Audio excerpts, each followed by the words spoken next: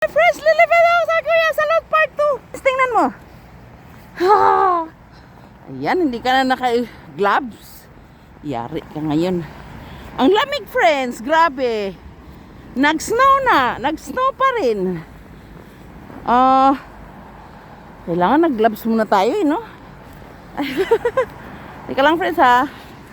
Mag-gloves lang tayo, ha? Takbo ba tayo? Teka lang, mag-gloves muna ako, friends. Saan natin ilagay itong camera natin? Hindi kaya, friends, eh. Hindi kaya talaga, eh. May kumot pa ako, friends, ha? Mamamatay tayo sa lamig, friends. Hindi tayo mag-gloves. Naghinaw pa ako. Okay na? Ay, ang problema, hindi na. Ayan na. Buti na lang yung gloves natin. Pwedeng, ay, dito tayo ba? Anong oras na? Hala, baka maiwan tayo ng bus. Nakita niyo ba? Hindi ba kayo na-amaze? Ang daming snow, pero tingnan mo ang daan, ang linis. Kaya kampante ako, eh. Pero friends, paglabas ko ng bahay,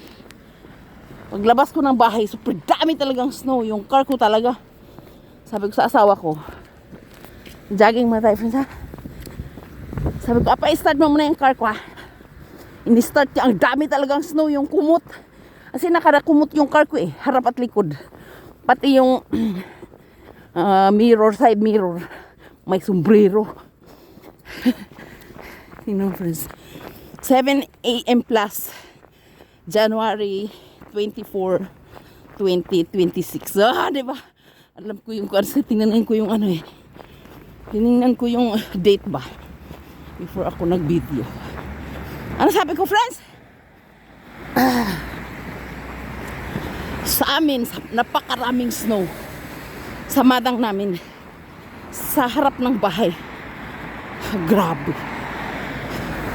Alam mo yung asawa ko, super kabado yun. Alam niya talaga ang daming snow. Parang ayaw ko nga umalis, eh. Pero awa ng Diyos, ito. Nakarating sa city. Sa gitna ng napakaraming snow. Jogging tayo, friends, kasi baka maiwan na tayo ng bus, eh. Jogging ako, friends. Konti-konti lang yung jogging natin, ha.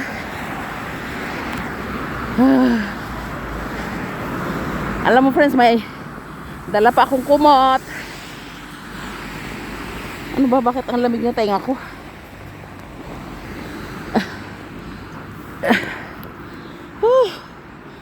Kapagod ng jogging, eh. Nag-exercise ako sa umaga, friends, habang naghintay ng aming private bus. Ang daming tao. Hindi, tatlo lang. Hintay ng bus. Hindi ko yan sila kasama. Ang bus nila yung yung sinibus. Hindi pala, ibang bus nila, oh. Ayan, bus nila, oh. Pula.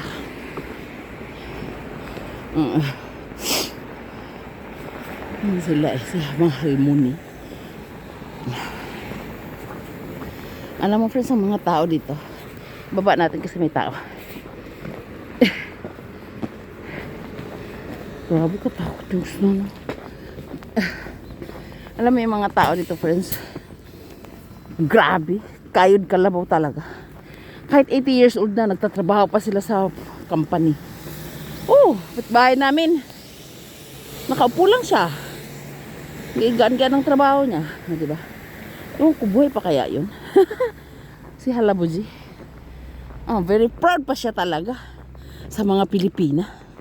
Siya nagkwento sa akin na noon daw tinulungan ng Pilipinas ang Korea nung naghirap. Nagpadala daw ng mga sundalo. Tapos nangamatay yung mga sundalo ng Pilipino, no? Mga sundalong Pilipino nangamatay.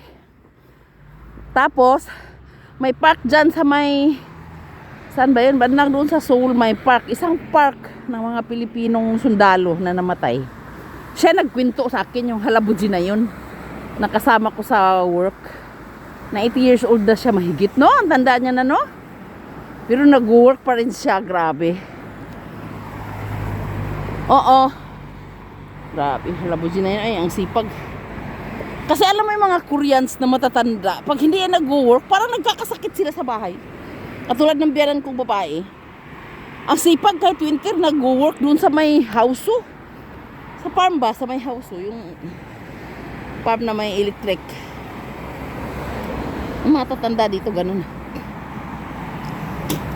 Friends, magbabay na ako ha. Ang ganda dito, friends, oh. Doon sumisikat ang araw, oh. God, heaven! God of Jesus, Abraham and Moses, I love you! I praise you! In the morning, evening, and always and forever. Thank you so much, I love you. Bye-bye! I want to show you the snow. Nanigas na yung snow. Ano oras na? Yan natin oras. Bye-bye na ha! Hindi ko makita ang oras eh. Baka umalis na yung bus natin. Pag naiwan ako ng bus, friends, dala ako ng car sa work. Pero masarap kasi mag-bus, friends eh. Alam mo kung bakit? Feeling ko araw-araw akong nag-tour.